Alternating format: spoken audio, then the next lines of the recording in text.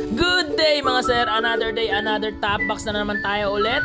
At meron tayo ngayong customer dito na Raider 150 carb type mga bossing. Ayan, natanggal na natin yung stock grab bar niya.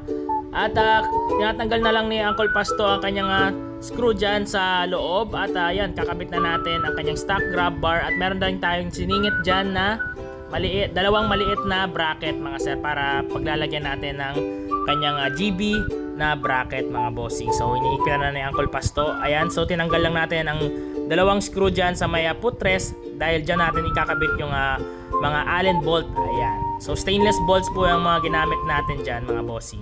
Ayan, so dalawa yan siya magkabilaan at tinagay na natin ang kanyang base plate mga bossing na napaka angas din ng base plate ng SEC salvage mga bossing. At kasama na po yung mga tornilyo na yan.